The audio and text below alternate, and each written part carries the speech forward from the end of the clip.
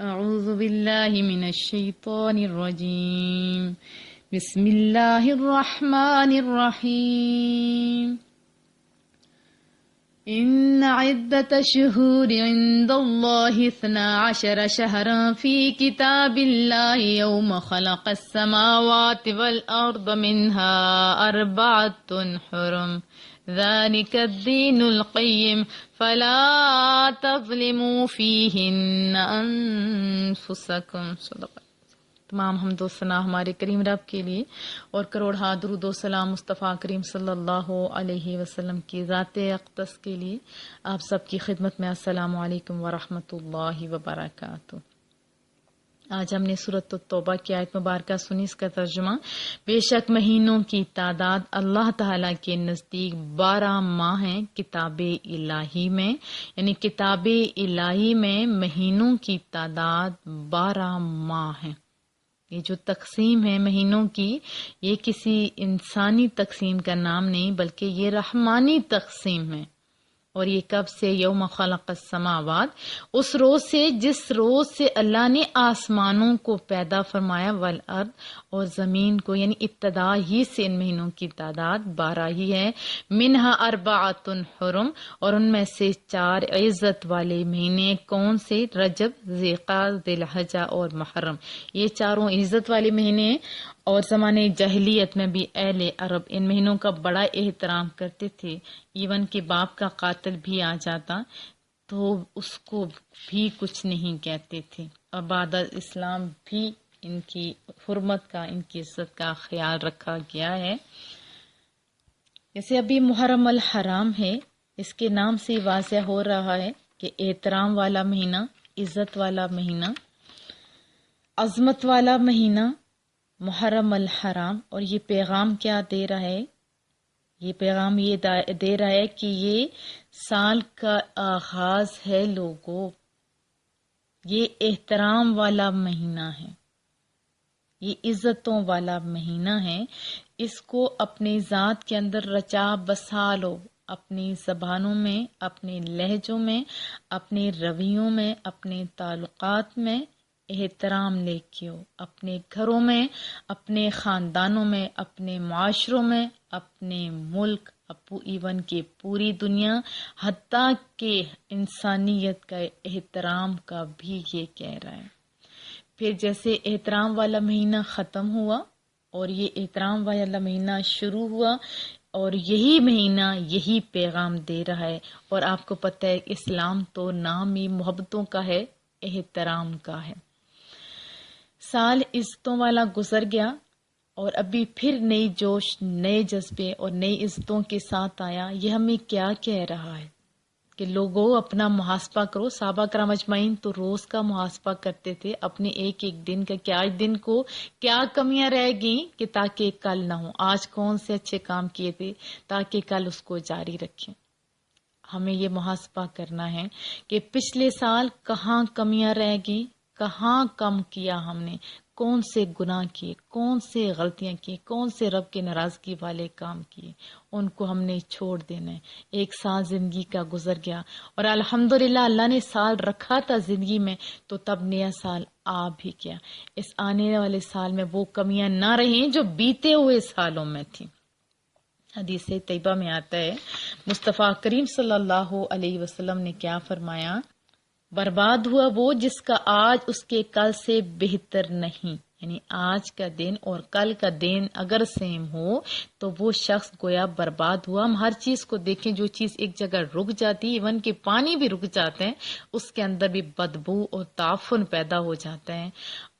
لیکن یہی پانی اگر چلتا رہتا ہے تو لوگوں کے بھلے اسے کیے جا سکتے ہیں، اس میں بدبو پیدا نہیں ہوتی. تو یہ جو حدیث طیبہ یہ ہمیں کیا کہہ رہی ہے کہ آپ بھی سوچو آپ کا دن کیسا جا رہا ہے. کوشش کرو کہ آنے والا دن بیتے ہوئے دنوں سے آپ کا یہ دن اچھا ہو اور آنے والا سال بیتے ہوئے سالوں سے اچھا ہو. گویا مومن کیا کرتا ہے؟ دن، مہینے، سال بیتے ہوئے سالوں سے بہتر بناتا ہے. اس کو بنانے کے لیے پھر ہمیں کیا کرنا ہوگا؟ ہمیں نئے جوش، نئے جذبے نئے حوصلے کے ساتھ اٹھنا ہوگا، علم نافع حاصل کرنا ہوگا، کیونکہ اگر ہمیں علم نہیں ملے گا تو ہمیں اپنا بھی شعور نہیں ہوگا، اللہ کا بھی شعور نہیں ملے گا۔ اگر علم نافع ہم حاصل کریں گے تو تب بھی ہم اپنے اللہ کو پہچان پائیں گے، ہم اپنے آپ کو پہچان پائیں گے، پھر ہم اپنی منزلوں تک پہنچ پائیں گے، پھر ہم تبھی اللہ کے قریب ہو سکیں گے، مصطفیٰ کریم صلی اللہ علیہ وسلم کے قریب ہو سکیں گے۔ دوسرے لوگوں کی ترقی کا راز آگے جانے میں، ہماری ترقی کا راز اتنا پیچھے جانے میں ہے کہ ہم رسول اللہ کے تعلیمات کے ساتھ جڑ جائیں، صحابہ کی تعلیمات کے ساتھ جڑ جائیں، تو اس میں ہماری ترقی ہے، اسی میں ترقی کا راز ہے۔ تو آپ کو علم نافع حاصل کرنا پڑے گا، اور پھر حاصل کر کے بار بار اس کو دہرانا بھی ہوگا، جیسے صحابہ کرام اجمعین مصطفیٰ کریم صلی اللہ علیہ وسلم سے تعلیمات حاصل کرتے تھے اور پھر ان سے باتیں سیکھا کرتے تھے، انہی کے ساتھ اٹھتے بیٹھتے تھے، لیکن تھوڑا سا ٹائم گزرتا تھا، پھر صحابہ کرام ایک دوسرے کو کیا کہتے تھے، او یارو اکٹھے ہو جائیں، ایمانوں کو تازہ کریں۔ انسانی فطرت ہے نا، جیسے نماز کا اگر ایک دفعہ اللہ کہہ دیتا تو رب کا حکم کافی تھا، لیکن اللہ بار بار کیوں کہہ رہا ہے؟ کیونکہ انسانی فطرت ہے، دب جاتا ہے، پھر دوبارہ جب اس کے ساتھ تذکرہ ہوتا ہے پھر وہ نئے جوش نئے جذبے کے ساتھ اٹھتا ہے۔ تو یہ آنے والا سال ہمیں چاہیے کہ ہم نئے جوش نئے جذبے کے ساتھ اٹھیں۔ پھر یہ جو ہمارا محرم الحرام ہے یا حرمت والے مہینے ہیں، یہ جو ساری چیزیں ہمیں کیا سکھا رہی ہیں؟ لوگوں دیکھو، تم مسلمان ہو، مسلمان کی تو ساری زندگی احترام والی، مسلمان کی تو ہر چیز ہی احترام والی، رشتے، گھر بار، رب، اور سب سے بڑی چیز ہمیں تو رب کا احترام ہمیں سکھایا گیا، رب کے ساتھ مہینوں کا احترام ہمیں سکھایا گیا، دنوں جمعہ کا جیسے دن ہے جمعے کا احترام سکھایا گیا، پھر ہمیں شاعر اللہ کا احترام سکھایا گیا کہ جو اللہ کے ساتھ ایون کے جانور بھی لگ جاتے ہیں اس کا بھی احترام کرو۔ صفا مروہ کی پہاڑیاں کیا کہتی ہیں؟ یہاں تو ایک ولیہ کے قدمین لگے تھے، یہ بھی تمہارے لیے بڑی محترم ہے۔ اور پھر قرآن کریم میں کیا آتا ہے کہ یہ دلوں کے تقوی کے باعث ہے۔ ہم لوگ کعبے کا بڑا احترام کرتے ہیں، اللہ کا احترام کرتے ہیں، اللہ کے ساتھ لگی ہوئی ہر چیز کا احترام کرتے ہیں، کعبے کا بھی بہت زیادہ ہم لوگ احترام کرتے ہیں۔ اور بہت سارے پیارے لوگ تو ایسے بھی ہیں کہ پیٹھ تک نہیں کرتے، قدم بھی اس کی طرف پاؤں بھی نہیں کرتے بلکہ چومتے ہوتے ہیں۔ حضرت عبداللہ بن عباس کعبہ کی طرف جیسے رخ کرتے ہیں، اور ساتھ نبی پاک صلی اللہ علیہ وسلم بھی ہوتے ہیں، محبوب کعبے کی طرف دیکھ رہے ہوتے ہیں، بڑی پیار بھری نظروں سے دیکھ رہے ہوتے ہیں، اور ساتھ کیا فرما رہے ہوتے ہیں، کعبہ تیری مانا تیری عزت بہت زیادہ ہے، مانا تیری عزت بہت زیادہ ہے، لیکن تجھ سے زیادہ میرے امتی کی عزت زیادہ ہے۔ یعنی کعبے کا احترام بھی ہمیں سکھایا گیا، کتاب اللہ کا احترام بھی ہمیں سکھایا گیا۔ ہم حضرت عمر کی ذات دیکھتے ہیں، جیسے قرآن کریم سامنے آتا تھا فوراً آنکھوں کے ساتھ لگا لیتے تھے، چومتے تھے، او میرے رب کے سونے عہد، او میرے رب کی سونی کتاب۔ اور پھر ایسی چیز جب دیکھتے ہیں تو فوراً دل میں آتا ہے کہ یہ کوئی بڑی چیز ہے۔ اگر عام طریقے سے ہم ناولوں کی طرح رکھیں گے تو عام چیز کی کون بھلا قدر کرتا ہے؟ تو احترام اور اس کے اوپر عمل کا جو ہے وہ جذبہ ہمارے اندر ہونا چاہیے۔ پھر مصطفیٰ کریم صلی اللہ علیہ وسلم کی احترام خصوصاً یہ ہمیں سیکھنا ہوگا۔ اب صحابہ کرام کتنا احترام کرتے تھے، کوئی بھی بات کہتے فوراً وہ جواب میں کہتے اللہ و رسول عالم، اللہ جانتا ہے اس کے رسول جانتے، اللہ جانتا ہے اس کے رسول جانتے۔ کس وجہ سے؟ صرف اس وجہ سے، احترام کی وجہ سے۔ تو ہم نے احترام جو ہمیں اسلام نے سکھایا ہے اس کو اپنے اندر لانا ہوگا۔ احترام کی فضا جب ہوئے گی تو پھر انشاءاللہ تعالی گھروں میں، معاشروں میں تبدیلی آئے گی، پھر عداوتوں کی جگہ، نفرتوں کی جگہ محبتیں آئیں گی، پھر ہم ایک دوسرے کے ساتھ ہمارے رویوں میں، ہمارے تعلقات میں ہمیں نظر آئے گا کہ ہم مسلمان ہیں۔ مسلمان تو ایک ایک چیز کا خیال رکھتا ہے، محمد کی جان کا، عزت کا، آبرو کا، ہر چیز کا خیال رکھتا ہے۔ کیونکہ حدیث طیبہ میں بھی آتا ہے کہ مسلمان وہ ہے جس کے ہاتھ اور زبان سے دوسرے لوگ محفوظ ہیں۔ پھر حدیث طیبہ میں یہ بھی آتا ہے کہ جو بڑوں کا احترام نہیں کرتا وہ ہم میں سے ہے ہی نہیں۔ اتنا پیارا رسول اللہ صلی اللہ علیہ وسلم کی تعلیمات ہیں۔ جو بزرگوں کا احترام کرتا ہے، کسی بوڑھے بندے کا احترام کرتا ہے، گویا مجھ محمد کا احترام کرتا ہے۔ پوری زندگی ہماری احترام ہی احترام ہے، ایک دوسرے کے حقوق کا خیال رکھنے والا مسلمان ہوتا ہے۔ تو ہمیں سوچنا پڑے گا کہ ہم نے پہلے کیا کیا، کیا کھویا، ابھی ہم نے پانا کیا ہے، ابھی ہم نے پانا کیا ہے، اسپیشلی علم کی بات، اور یہاں تک کہ ہم صحابہ کرام اجمعین کے جو طریقے تھے ان کے ساتھ مل جائیں گے تو تبھی ہماری کامیابی ہے۔ پھر اگلی آیت میں آتا ہے ذالک الدین القیم، یہی دین قیم ہے، فلا تظلموا فیہن انفسکم، بس نہ ظلم کرو ان مہینوں میں اپنے اوپر۔ کس پر؟ اپنی ذات کے ساتھ ان مہینوں میں۔ جب ان مہینوں میں 4 مہینوں میں ہم اپنا خیال رکھیں گے، اپنے اوپر ظلم نہیں کریں گے، پھر باقی مہینوں میں بھی ہم بچ جائیں گے۔ اپنے اوپر ظلم سے مراد کیا ہے؟ اپنے اوپر ظلم سے مراد یہ ہے جب ہم کوئی بھی گناہ کرتے ہیں، کوئی بھی گناہ کرتے ہیں تو دوسروں کا نقصان کم ہوتا ہے، ہم حقیقت میں اپنی ذات کے ساتھ ظلم کر رہے ہوتے ہیں، کیونکہ اس کی سزا بھی تو ہمیں ہی بھگتنا ہوتی ہے نا۔ اب حدیث طیبہ میں کیا آتا ہے وہ بھی سنتے ہیں ہم۔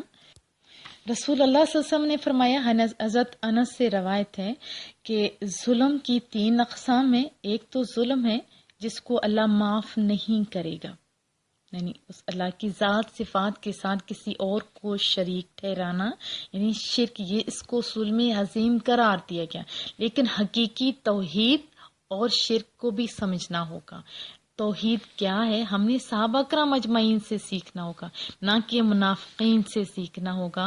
جب منافقین کے سامنے کہا جاتا تھا کہ اگر تم نے کامیابی، حدیث طیبہ کے میں آتا ہے کہ، اور ویسے بھی قرآن کریم کے الفاظ ہیں کہ اللہ اور اس کے رسول کے اطاعت کا بار بار حکم دیے جا رہا ہوتا ہے، صحابہ کرام اجمعین نے بھی یہی کیا تھا۔ اب قرآن کریم میں آتے اطیعوا اللہ واطیعوا الرسول، اللہ اور اس کے رسول کی اطاعت کرو، اور اگر تم کامیابی چاہتے ہو تو تم میرے محبوب کے پیچھے پیچھے آ جاؤ، کامیابیاں آپ کا مقدر بن جائیں گی۔ یہاں تک کہ الفاظ ہے تم رب کے محبوب ہو جاؤ گے۔ اور پھر جب یہ آیت پڑھی جاتی تھی، یہ بھی سورۃ توبہ کی آیت مبارکہ ہے کہ جو کوئی مخالفت کرتا ہے، میں یحادد اللہ ورسولہ، جو کوئی مخالفت کرتا ہے اللہ اور اس کے رسول کی، فأن لہ نار جہنم خالدا فیہا، تو اس کے لیے آتش جہنم ہے، اس میں وہ ہمیشہ رہے گا۔ اور اسی طرح یطیعون اللہ ورسولہ، جو اطاعت کرتے ہیں اللہ اور اس کے رسول کی، اسی پر رحم کیا جائے گا۔ اس طرح کی جب بہت ساری آیات پڑھی جاتی تھی تو منافقین کیا کہتے تھے؟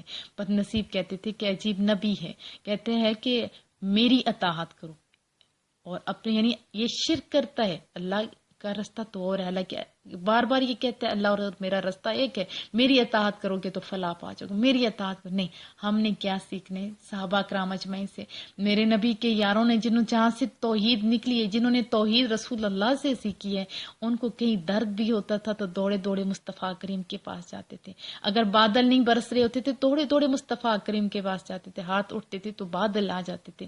حتیٰ کہ حضرت ابو ہریرہ کا حافظہ کمزور تھا، اب طبیب کے پاس جاتے یا کچھ ہو جاتے، یہ مصطفیٰ کریم کے پاس فوراً دوڑے، یا رسول اللہ یاد نہیں ہوتا، فرمایا چادر بچھا، اوپر کچھ پڑا، پھونکا، پھر جتنا مان لیا۔ حضرت ابو ہریرہ کیا فرماتے ہیں کہ وہ دن اور آج دن، میں آج تک کچھ لفظ بھولا نہیں۔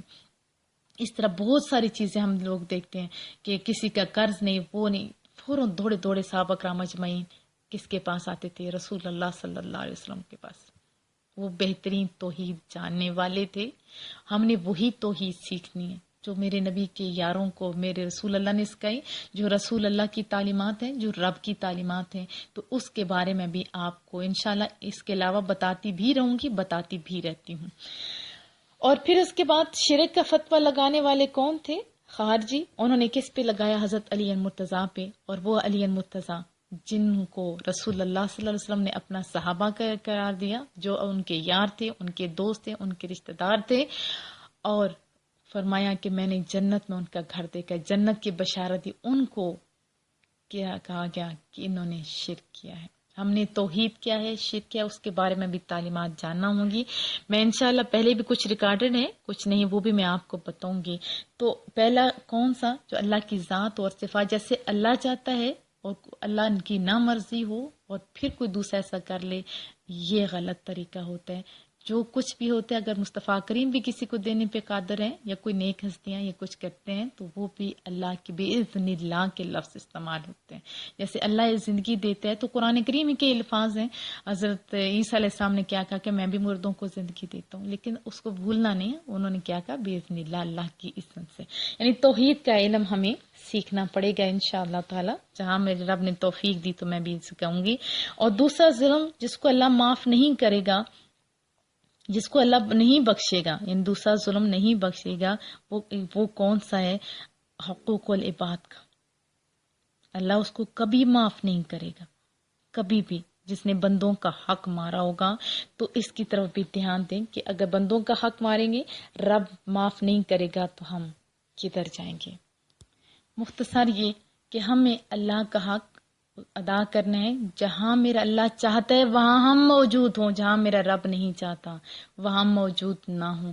اللہ سے پیار کریں، رسول اللہ صلی اللہ علیہ وسلم کی ذات سے پیار کریں. یہ نہ ہو کہ ہم محبوب سے دور ہو جائیں، نہیں، ہم نے سیکھنا ہے. پھر اس کے بعد ایک دوسرے کا حق ادا کریں.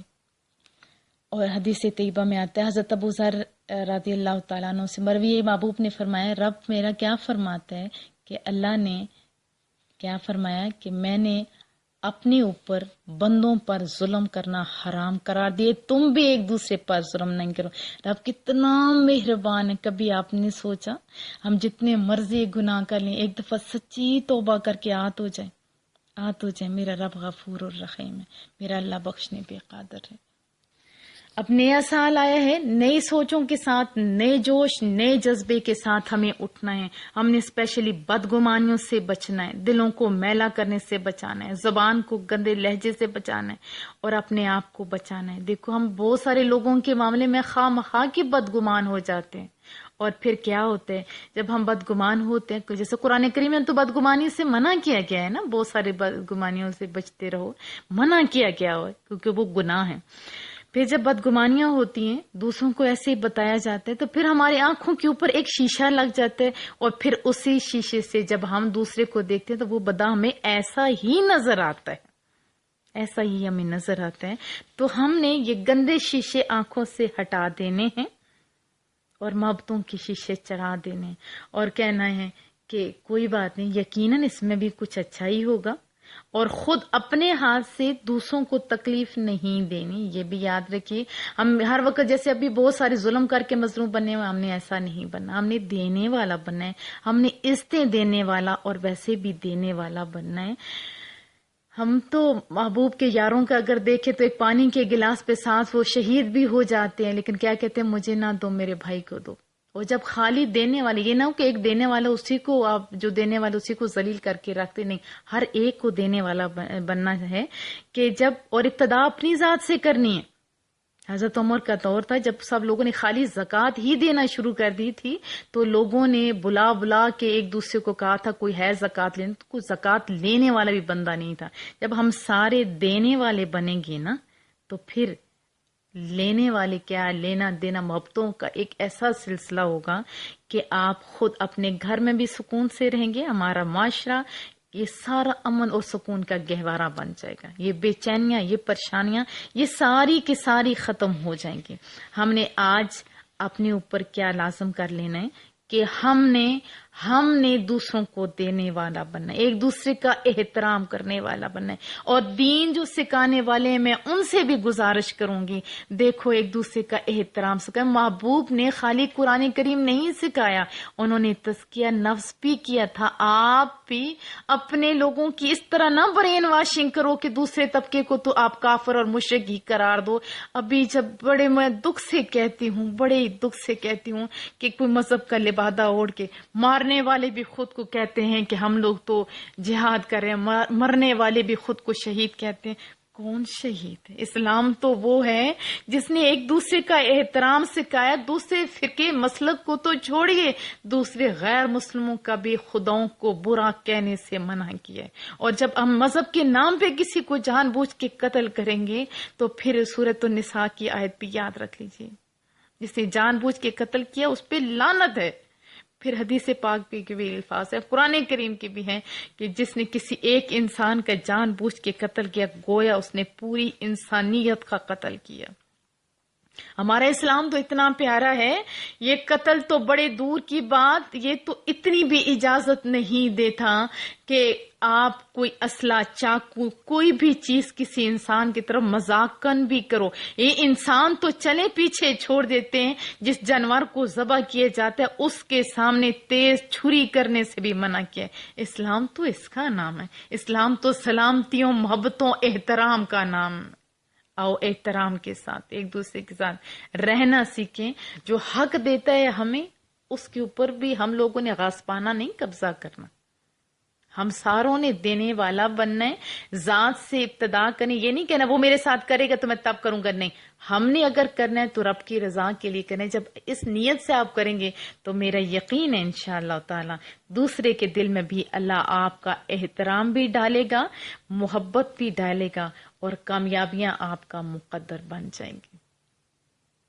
تو کیا میں توقع رکھوں کہ آپ نئے جوش، نئے جذبے کے ساتھ، نئی محبتوں کے ساتھ اٹھیں گے اور نئے سال میں اپنے آپ کو پہلے سے بہتر بنائیں گے؟ یقیناً انشاءاللہ تعالی۔ وصلی اللہ تعالی علی محمد، سبحانک اللہم وبحمدک، نشہد ان لا الہ الا انت، نستغفرک ونتوب الیک۔ السلام علیکم ورحمۃ اللہ وبرکاتہ۔